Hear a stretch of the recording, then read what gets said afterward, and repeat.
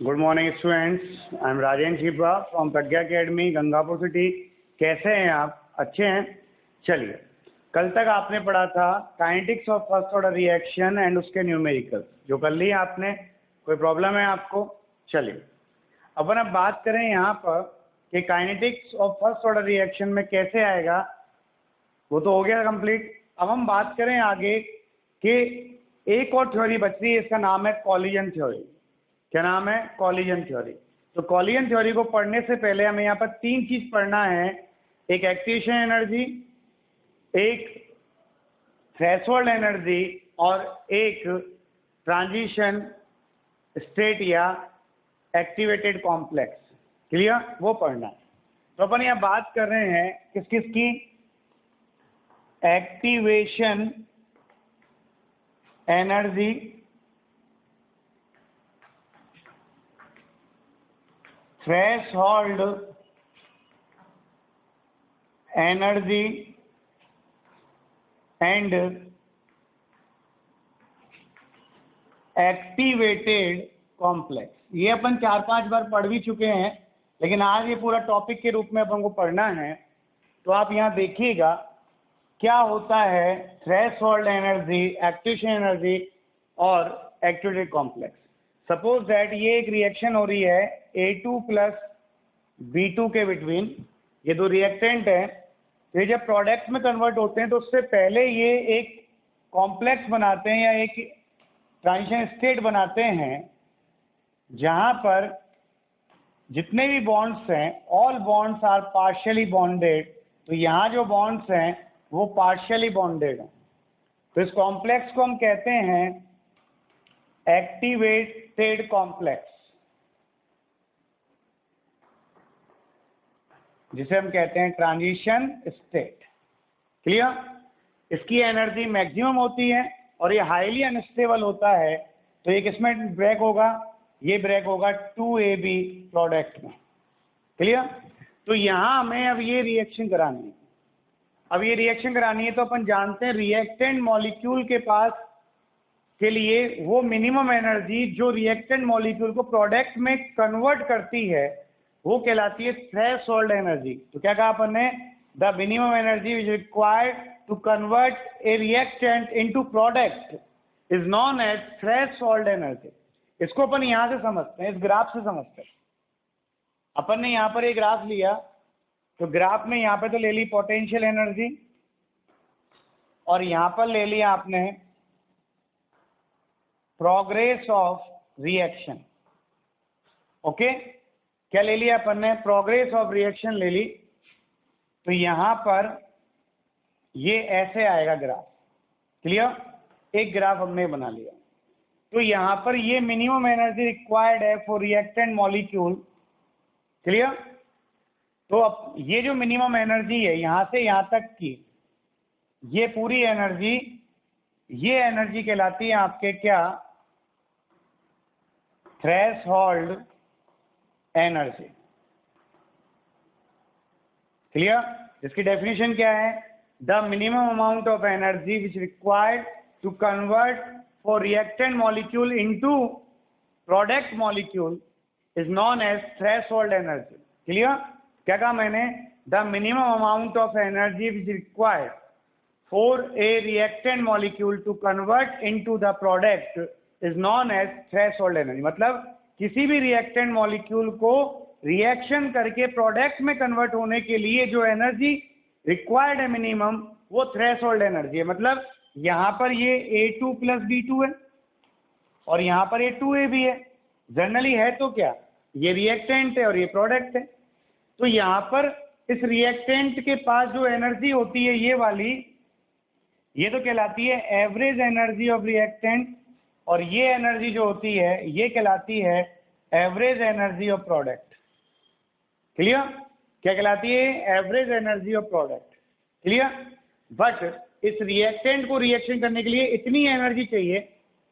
Clear? लेकिन reactant के पास क्या होती है? इतनी एनर्जी होती है। इसे हम कहते हैं average energy of reactant molecule.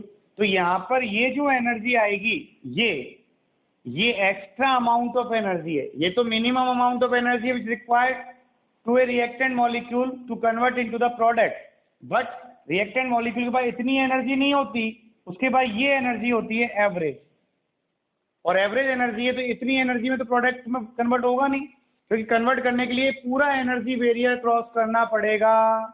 क्या करना पड़ेगा? पूरा एनर्जी बैरियर क्रॉस करना पड़ेगा, और एनर्जी बैरियर क्रॉस करने के लिए ये extra amount of energy required है इतनी फॉर द रिएक्टेंट मॉलिक्यूल। तो हमने क्या कहा? The extra amount of energy required for a reactant molecule to convert into the product is known as activation energy. क्या कहलाती है? एक्टिवेशन एनर्जी कहलाती है। क्लियर? तो यहां पर ये क्या बना? ये बना आपके एक्टिवेटेड कॉम्प्लेक्स। क्या बना ये? Activated complex, activated complex. Okay, तो ये एनर्जी कहलाएगी यहां से यहां तक की एक्टिवेशन एनर्जी। तो एक्टिवेशन एनर्जी क्या है? The minimum amount of energy of extra energy.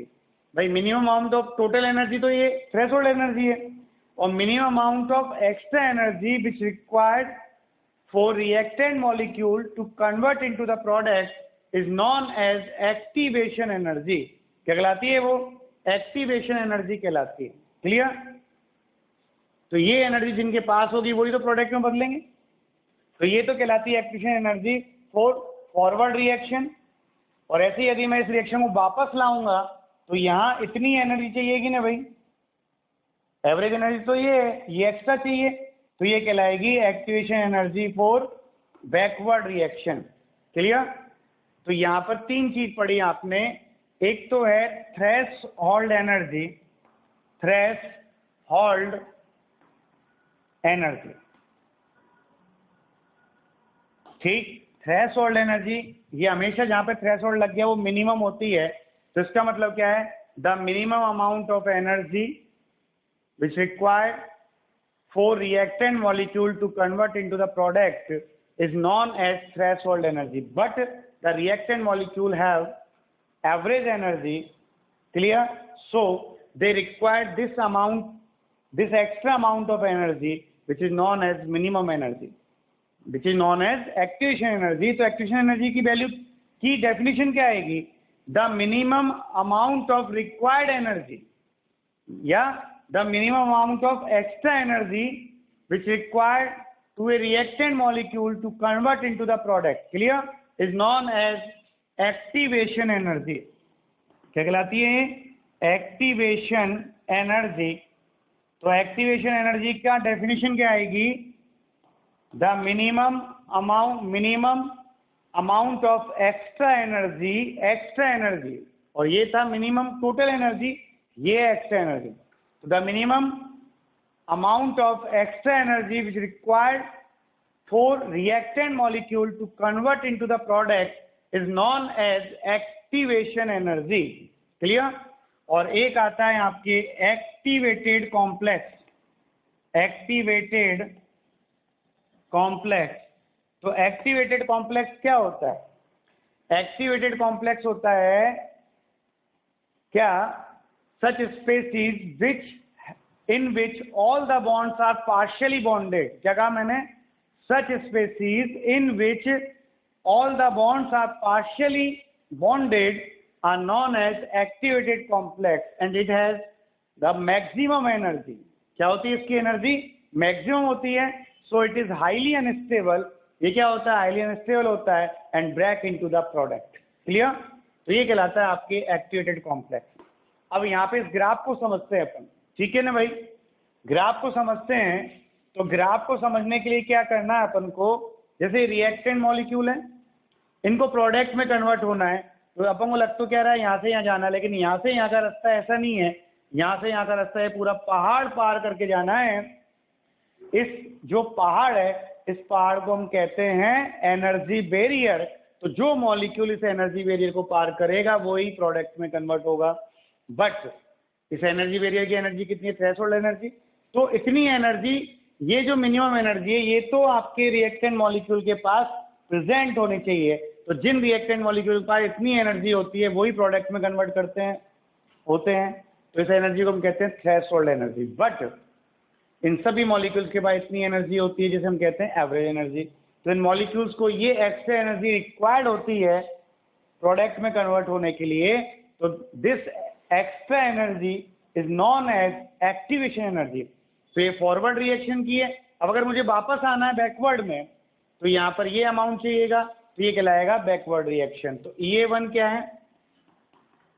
EA1 जो है वो कहलाती है एक्टिवेशन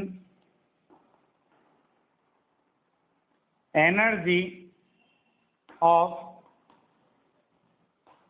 फॉरवर्ड रिएक्शन, और EA2 जो है ये कहलाती है एक्टिवेशन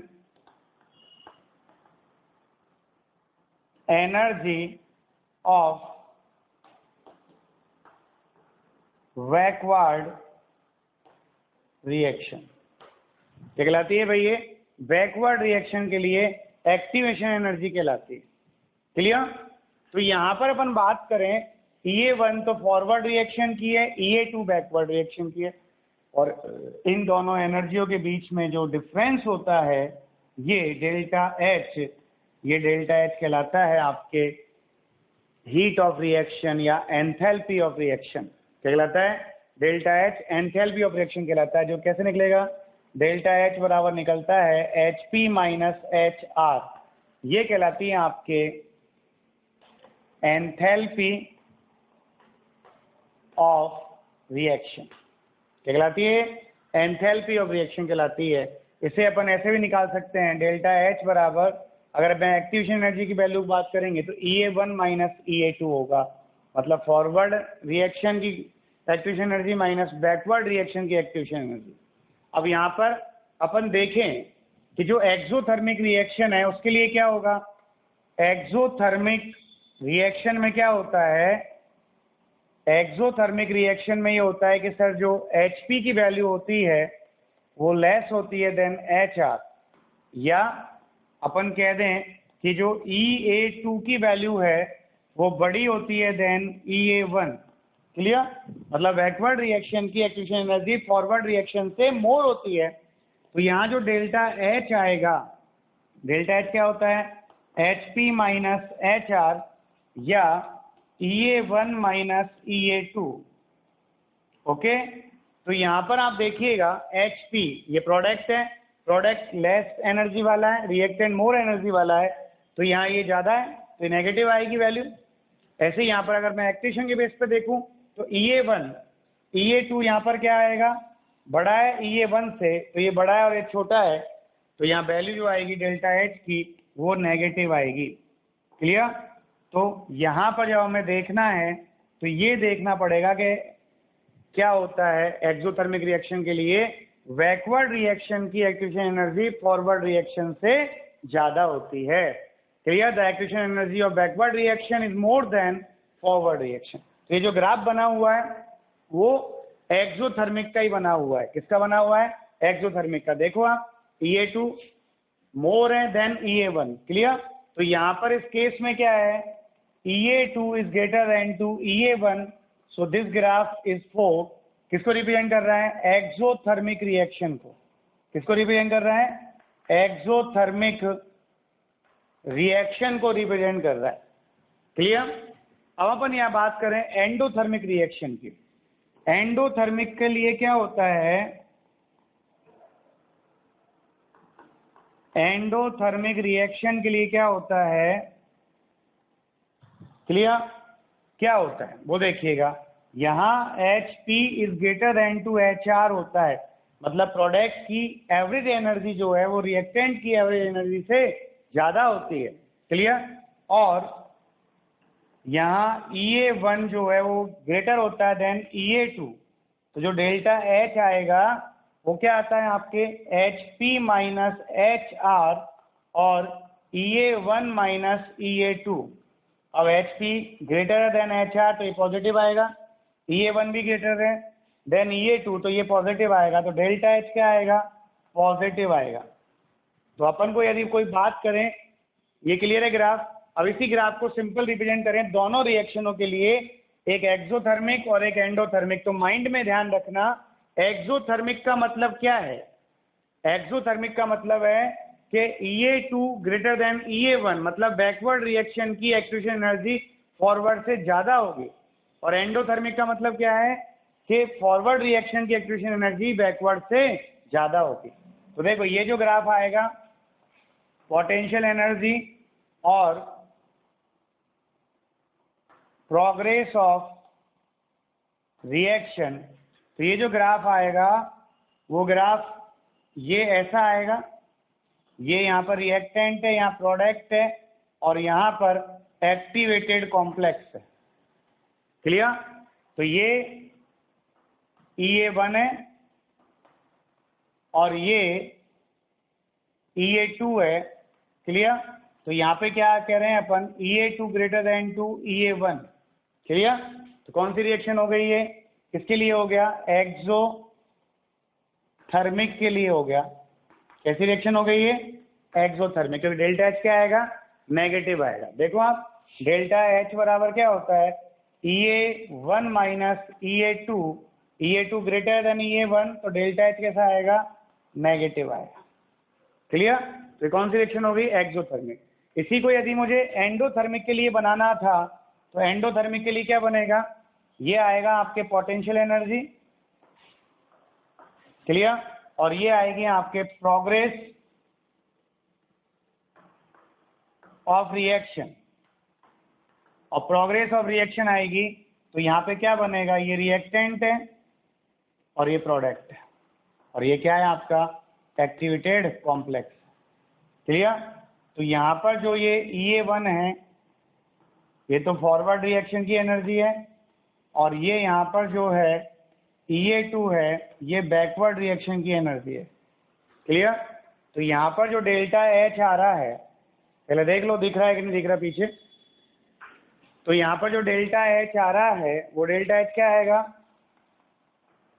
EA1 माइनस EA2। लेकिन यहाँ पर देखो EA1 जो है वो ग्रेटर देन है EA2 से, और जब EA1 ग्रेटर देन EA2 से तो डेल्टा H जो आएगा वो पॉजिटिव आएगा। क्या आएगा, डेल्टा H पॉजिटिव आएगा, और डेल्टा H पॉजिटिव आएगा, then this is the graph for endothermic reaction. Endothermic reaction कैसा ग्राफ है ये, एंडोथर्मिक रिएक्शन। कोई कंफ्यूजन है तो आप बताइए। क्लियर? तो ये एक्सोथर्मिक का और ये एंडोथर्मिक का है, कोई दिक्कत है तो आप बताइए। ये था आपके एक्टिवेशन एनर्जी वगैरह वगैरह। अब एक्टिवेशन एनर्जी किस पर डिपेंड करती है, number of collisions between molecule से आती है एक्टिवेशन एनर्जी। क्लियर? ये टेम्परेचर पर डिपेंड नहीं करती, टेम्परेचर से इंडिपेंडेंट होती है। तो जब भी अपन टेम्परेचर राइज करेंगे या डिक्रीज करेंगे तो उसकी एक्टिवेशन एनर्जी पर कोई इफेक्ट नहीं पड़ेगा। टेम्परेचर राइज और करने पर काइनेटिक एनर्जी इंक्रीज होती है मॉलिक्यूल्स की, टेम्परेचर डिक्रीज करने पर काइनेटिक एनर्जी डिक्रीज होती है, बट एक्टिवेशन एनर्जी अनअफेक्टेड रहती है। ये स्टेटमेंट माइंड में सेट करना कि एक्टिवेशन एनर्जी पर टेम्परेचर का कोई इफेक्ट नहीं पड़ता।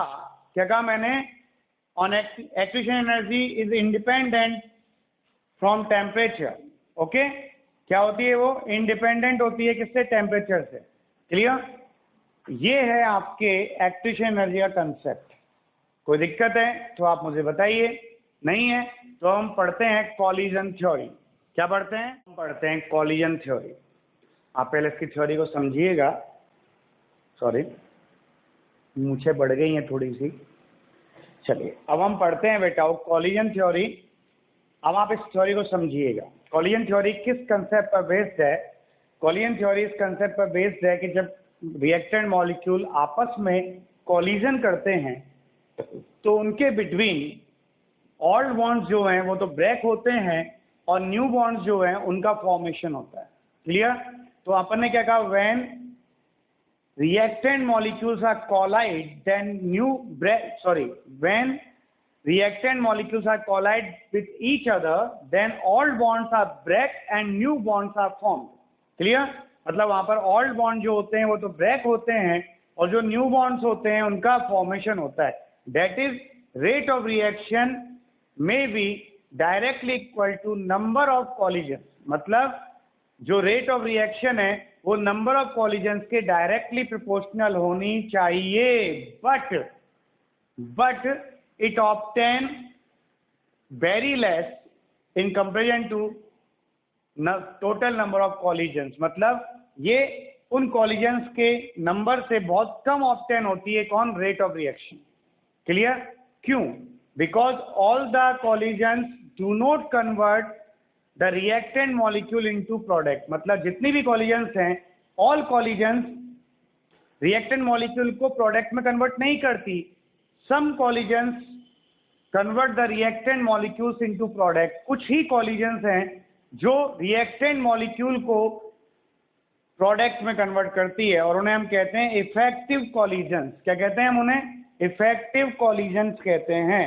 और इफेक्टिव कॉलिजन्स उन्हीं मॉलिक्यूल्स के बिटवीन हो सकती है। क्या कहा मैंने? इफेक्टिव कॉलिजन्स उन्हीं मॉलिक्यूल्स के बिटवीन हो सकती है जिन मॉलिक्यूल्स के पास एक्टिवेशन एनर्जी और उससे मोर एनर्जी हो। क्लियर? तो अपन क्या कहेंगे? In a reaction two molecules are collide, then old bonds are break and new bonds are formed. That is, the rate of reaction is directly proportional to number of collisions, but it is often very less than total number of collisions, because all the collisions are not effective. Only those collisions are effective in which reactant molecules have activation energy और more energy. Clear?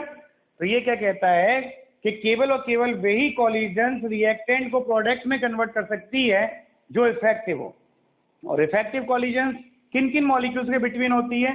Effective collision उन molecules के between होती है जिन molecules के पास activation energy या उससे more energy हो, उससे ज्यादा एनर्जी हो, वही रिएक्टेंट मॉलिक्यूल्स प्रोडक्ट में कन्वर्ट हो सकते हैं और उन्हीं के बिटवीन इफेक्टिव कॉलिजन्स होती है।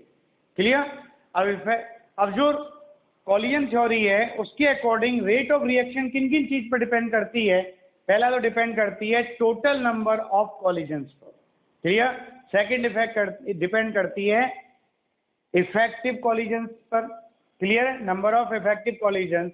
और थर्ड डिपेंड करती है कि orientation at the time of collision of reactant molecule. मतलब रिएक्टेंट मॉलिक्यूल के टकराने के समय उनका ओरिएंटेशन क्या था, उस चीज पर डिपेंड करती है। जैसे अपन देखें कि यहाँ पर ये एक A2 मॉलिक्यूल है वो ऐसा है, और ये B2 मॉलिक्यूल है वो ऐसा है। एक तो ये ऐसे कॉलिजन करे और यही मॉलिक्यूल ऐसे कॉलिजन करे। ओके, यही मॉलिक्यूल ऐसे कॉलिजन करे तो कौन सी कॉलिजन, किसका ओरिएंटेशन इफेक्टिव कॉलिजन देगा? ये वाला ओरिएंटेशन इफेक्टिव कॉलिजन देगा। ये कॉलिजन इफेक्टिव कॉलिजन नहीं देगा, क्योंकि ये दोनों तो भिड़ जाएंगे। ये दोनों कहाँ जाएंगे? भिड़ेंगे ही नहीं। और नहीं भिड़ेंगे तो यहाँ पर ये ओरिएंटेशन सही नहीं है, और नहीं है तो इनके बिटवीन कोई रिएक्शन नहीं होगी इस कॉलिजन से। लेकिन जब ये कॉलिजन होगा, इनमें ओरिएंटेशन सही है, आमने सामने से भिड़ रहे हैं फ्रंट से, और फ्रंट से भिड़ रहे हैं, तो जब ये भिड़ेंगे तो पहले इनमें ऑल्ड बॉन्ड्स ब्रेक होंगे और फिर इनमें के बिटवीन न्यू बॉन्ड्स का फॉर्मेशन होगा। क्लियर? और ये ओल्ड बॉन्ड्स हैं और ये न्यू बॉन्ड्स हैं, तो फॉर्मेशन होगा। तो इस स्टेट को कहते हैं अपन activated complex, transition state. Clear? और ये एक्टिवेटेड कॉम्प्लेक्स किसमें क्या होता है? हाई एस एनर्जी का होता है। मतलब इसकी एनर्जी बहुत ज़्यादा होती है, और बहुत ज़्यादा होती है तो ये हाईली अनस्टेबल होता है, और अनस्टेबल होता है तो प्रोडक्ट में कन्वर्ट हो जाता है। तो ये ऐसे बनाएगा 2AB। क्लियर? ये बनेगा प्रोडक्ट। क्लियर? और ये कौन है आपका? रिएक्टेंट। तो ये तो है कॉलिजन थ्योरी का सिंपल कंसेप्ट। अब हम लेते हैं mathematical form of collision theory.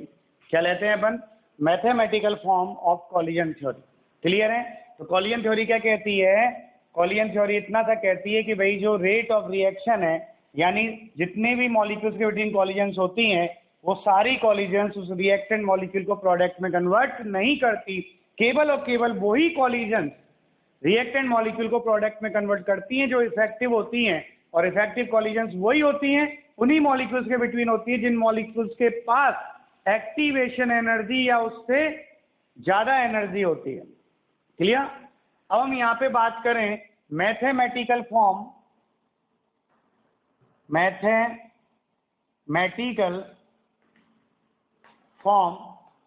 Of collision theory. तो इस कॉलिजन थ्योरी की मैथमेटिकल फॉर्म को अपन को पढ़ना है, तो अपन ने मान लिया कि लेट ए रिएक्शन इज क्या रिएक्शन है?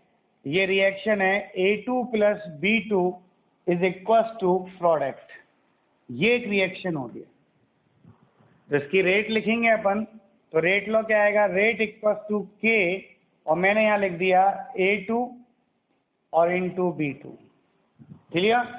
अब यहाँ पे हमने मान लिया कि सिंस A2 और B2 इन दोनों की कंसंट्रेशन यूनिट हो, और यूनिट हो तो ये कंसंट्रेशन आ गई आपके 1 m। कितनी आ गई भाई? 1 m मान ली, मतलब 1 m का मतलब 1 मोल पर लीटर मान लिया। तो यहाँ पर जो रेट आएगा वो रेट क्या आएगा? वैल्यू पुट कर दो 1 तो ये क्या आ गया? K, और K बराबर होता है ZQ।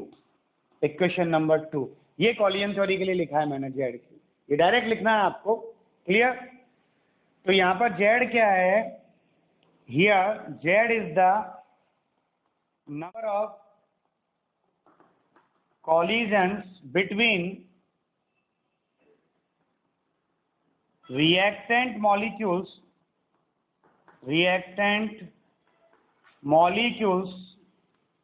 present in 1 liter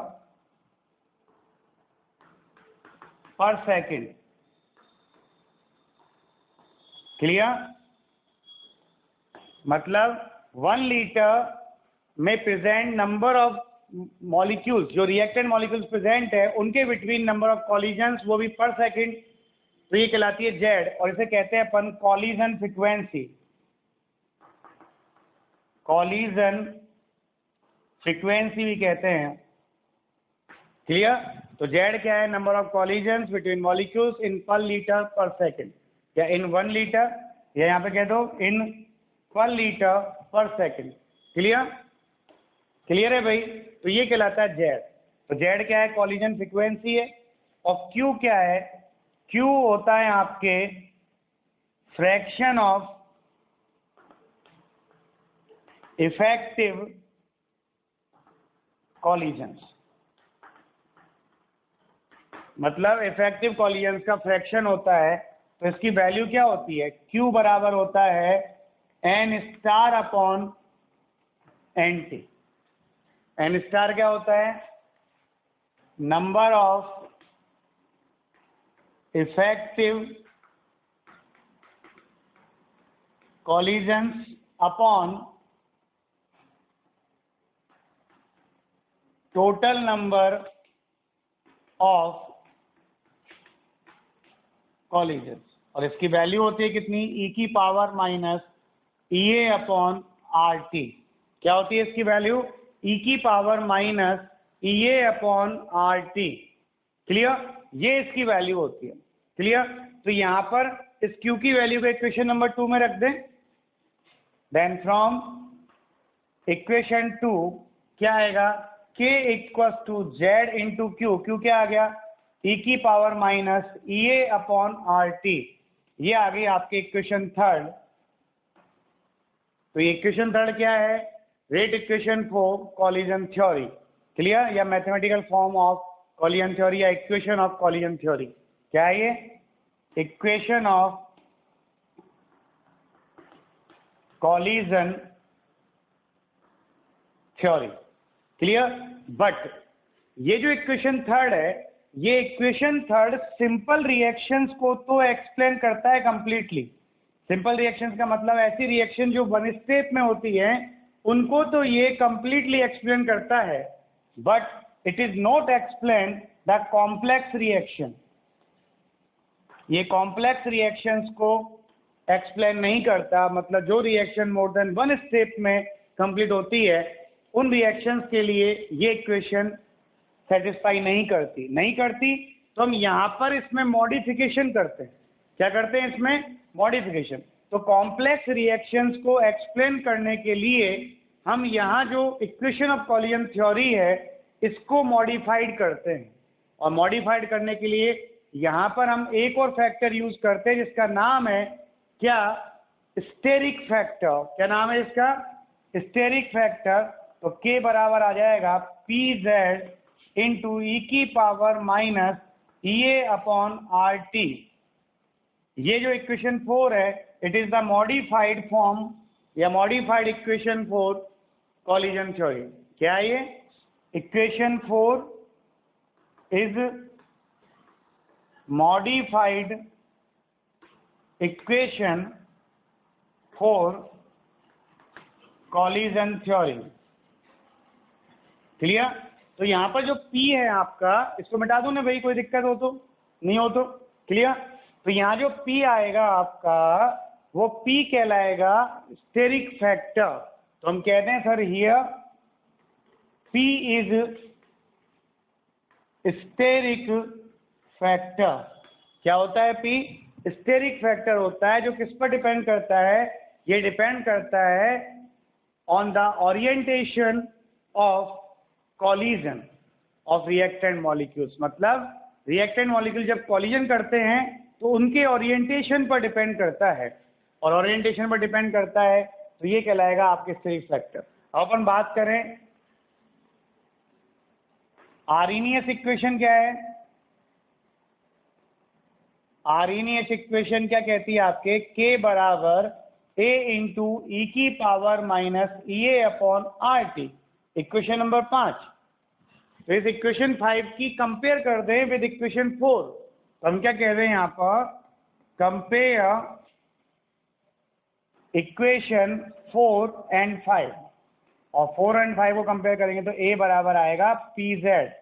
इसका मतलब द कॉलिजन थ्योरी की जो इक्वेशन है वो आर्हेनियस इक्वेशन का ही एक फॉर्म है जिसमें मेडुलन कांस्टेंट A की वैल्यू PZ के इक्वल होती है। क्लियर? Any confusion? ये है कॉलिजन थ्योरी। इसमें ज़्यादा क्वेश्चन नहीं बनते, लेकिन क्वेश्चन जो अपन ने पहले पढ़ा एक्टिवेशन एनर्जी वगैरह उसमें पूरे बनते हैं। उसको ढंग से पढ़िएगा। कोई दिक्कत आए तो आप मुझे बताइएगा। Thank you.